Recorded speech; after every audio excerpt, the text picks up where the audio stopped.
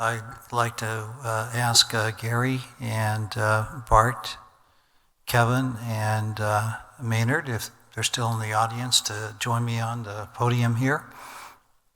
And while they're coming up, I'd just like to comment about how much we've learned and how we've grown in the last couple of years. This journey kind of started in 2023 when I developed a grant proposal for Federal Motor Carrier Safety Administration. I had no concept that they would entertain it. I didn't know. But evidently they were thinking of some of the same things that I was, that autonomous trucking was going to be arriving. And there was sort of a thought process, information forum, the need for learning and training and maybe even organizing that would precede that. And so I entitled it Preparing for Autonomous Trucking.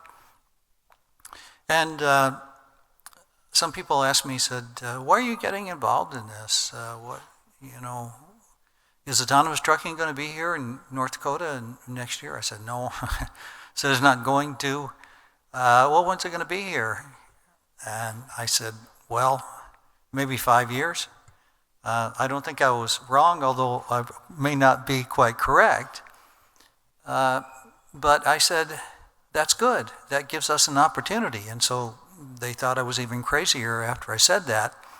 But the whole idea of this journey is so that we can meet the folks that are actually going to be doing the autonomous trucking. So we could build these stakeholder organizations so we could talk back and forth. So we could exchange information and we could learn from each other. And they're learning from us about what North Dakota is like, the industries in North Dakota, the ones that they really might want to look at as early adopters. They're also understanding some of the limitations of our climate, which some of you knew already, and some of the other things. So that was my answer at that time. I don't think it was very well understood, but here we are now in 2025, and we have this great conference with these great experts from across the United States that have agreed to be here with us. And so I guess I'd just like to maybe start out with some general questions to close us out here. And maybe rather than ask any of the prepared questions, and I'd just start with Bart and just say, what has been your perception of the conference? What have been the highlights to you? Are there things that you've learned? Are there things that you have observed and seen that you want to tell us about, to talk to us about, that we can look at in the future, we can do, whatever? I think when I look back on this event, this conference, I think the biggest thing is what a wonderful job you did about bringing a diverse kind of crew together.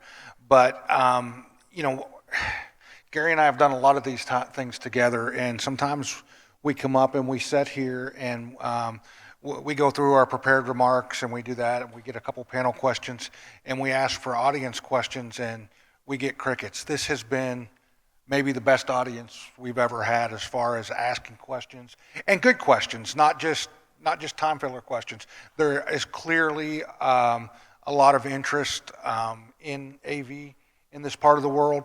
People that whether you are a early adopter or maybe whether you're currently a naysayer, we're getting those questions and we're having those conversations.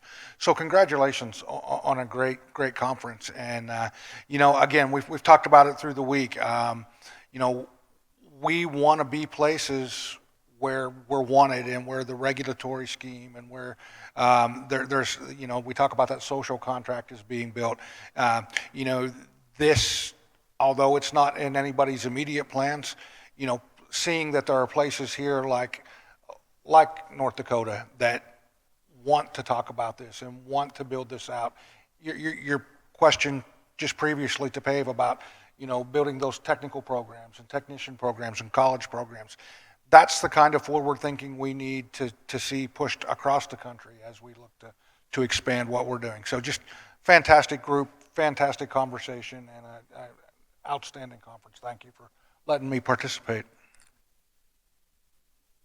Yeah, I'll second what Bart said. Thank you, Denver, for putting this event on and hosting us. The engagement from the crowd and kind of key stakeholders across the industry has been very encouraging, and that's basically all I have to add. Again, thank you. Yeah, so this is my second time attending the event. I definitely see an evolution with the conversations and the folks that are in attendance. Good group of technology providers here, obviously, with the folks I'm sitting with. And then a very broad breadth of conversation covering topics like, regulatory policy, emergency workers, insurance. I mean, we covered a lot of good topics that, maybe not all of us are thinking about all the time. So it's good to get that opportunity to chat with some of the experts. The engagement's been phenomenal.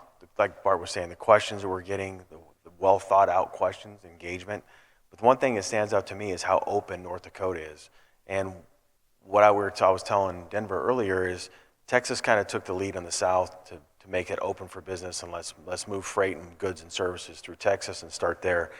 You guys have an opportunity here in North Dakota to do exactly the same thing on the north side of the country. So I think I would challenge you guys to whatever we can do to help you to motivate that and continue that path. But we need someone from the north to do exactly what was done in Texas. So I hope that we would come up here and take advantage of that opportunity. It's open for business for sure. Well, thank you. And just sort of a general question to follow that. What roles do you see for universities in this process, just in general? We do research, we hold conferences like this, we do workshop technical training. What advice would you give us as to what we can do more and we can do better? Are there things in research? Is it more of the outreach and the information sharing? How would you respond to that? Well, I think what you're doing right here is getting the key stakeholders from diverse backgrounds to help make decisions and be well informed. I think sometimes you have groups, whether it be law enforcement, fire, academic, that stay in silos and don't get the outside input that they need.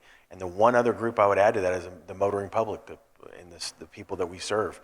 Because I think you talk about bridging that gap between the community and what we're doing. They need to be a part of it and hear these conversations.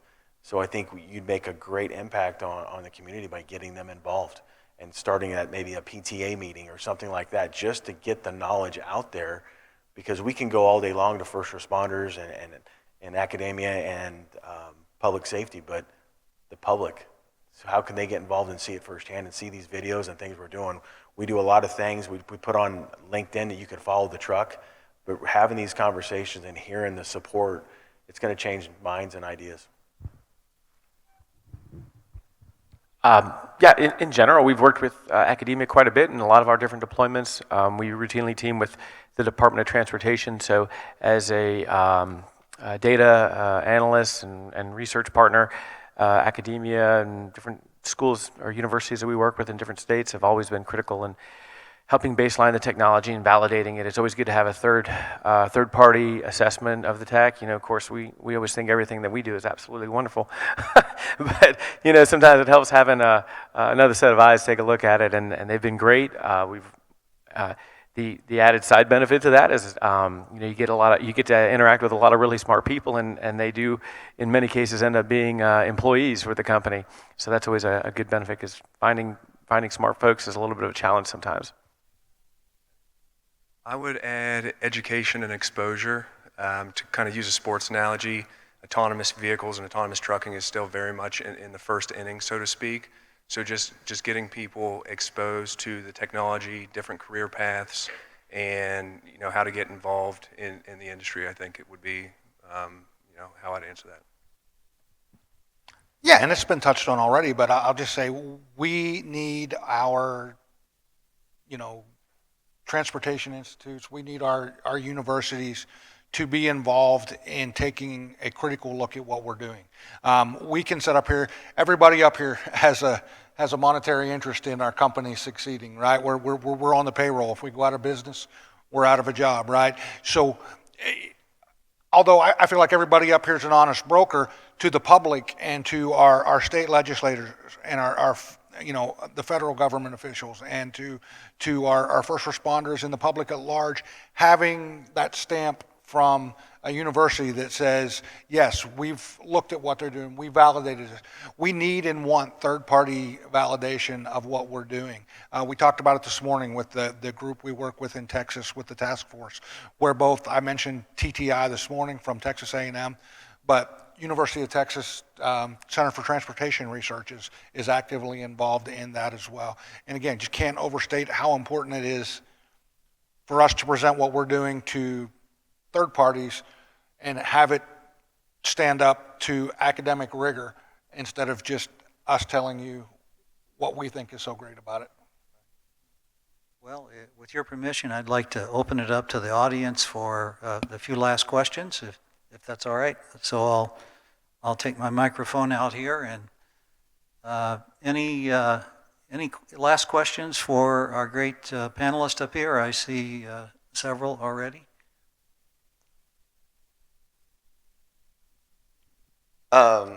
Thank you all for being here and for sharing so much with us.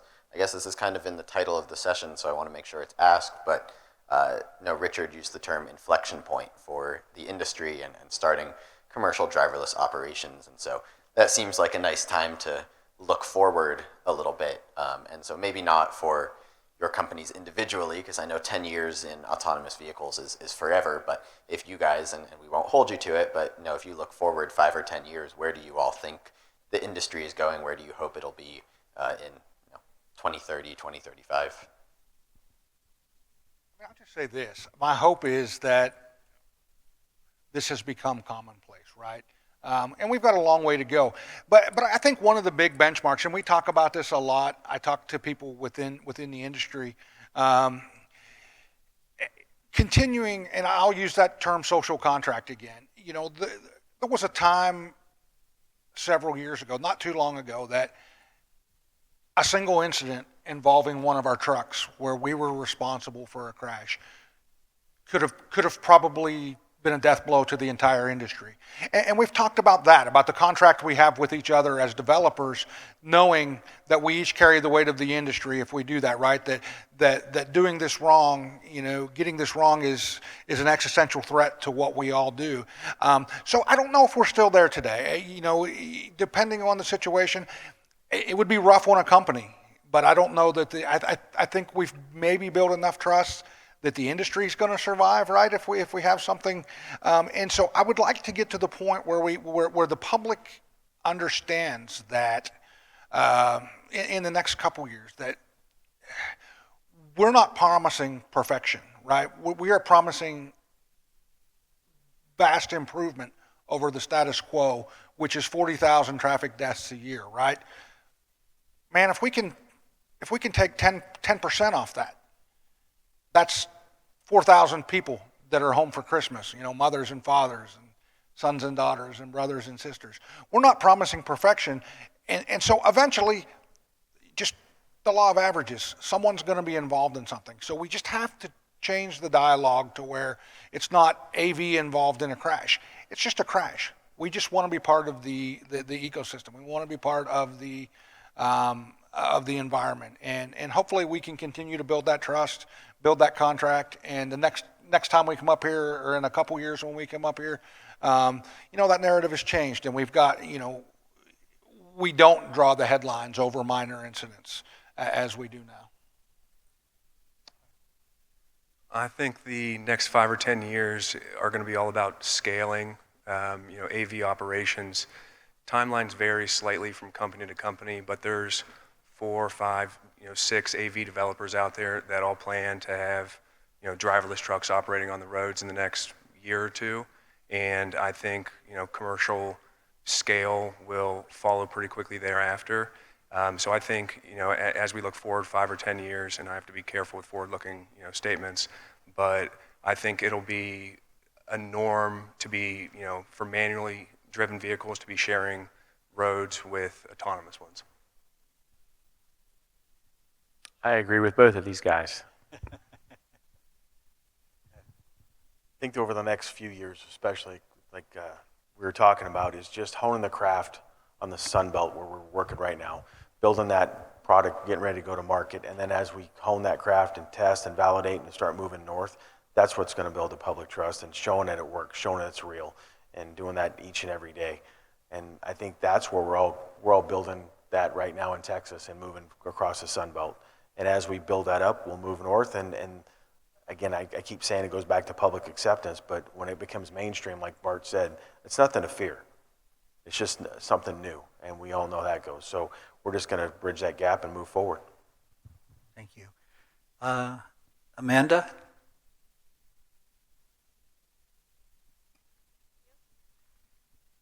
So Bart, going back to that social contract, and this is for anybody too, but and knowing that a mistake, right, that a developer may make that causes a problem impacts the entire industry, what are your thoughts on those aftermarket kind of plug and play devices that claim they make a vehicle a level 4?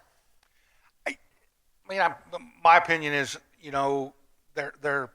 it's extremely reckless, right? Having worked in this space for some time now, you see what goes into building a true level 4 autonomous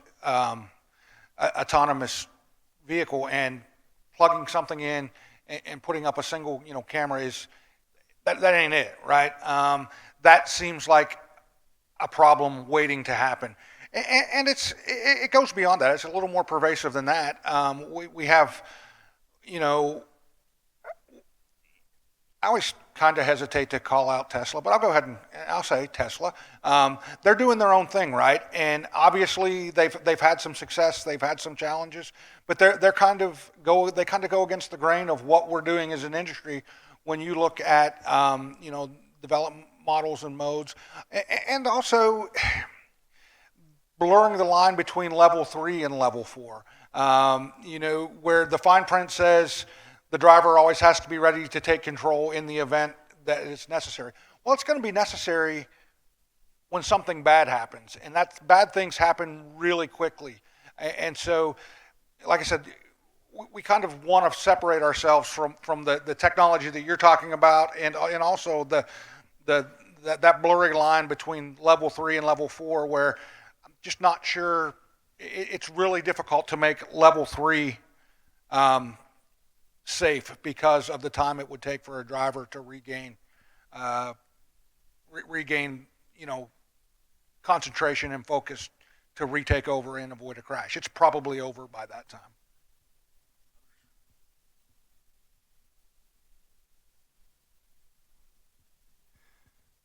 Gentlemen, really want to thank you all. It's been very enlightening and educating.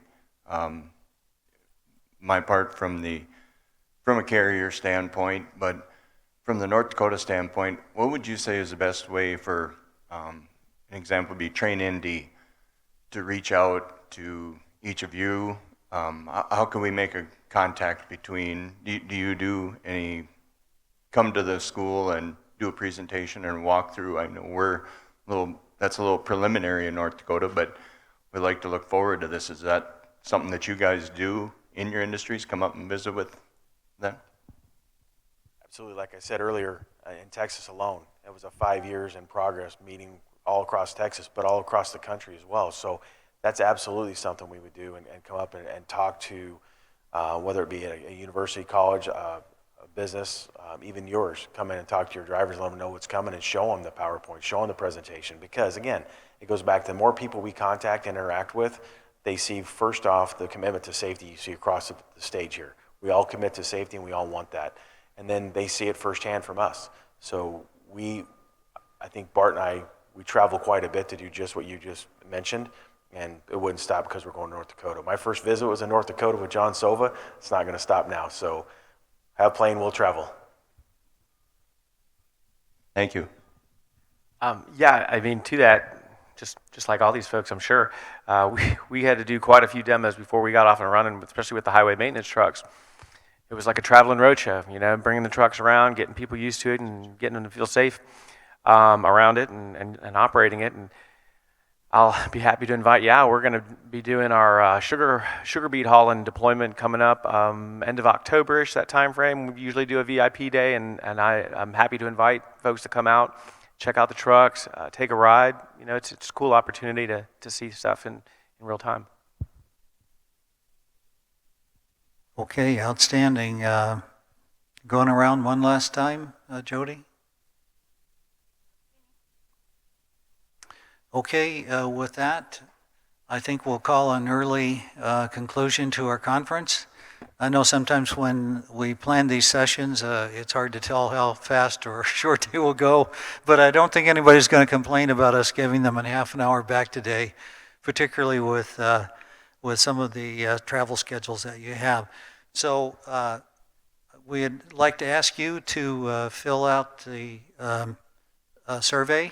It's on the conference webpage, right, Jody? Okay. So if you would do that and give us some feedback, it'd really help us plan for next year. And so if you would, in closing, give a great round of applause for all of our panelists, particularly the ones that are here on the stage and down in the audience. So thank you. Thank you all for coming. Safe travels.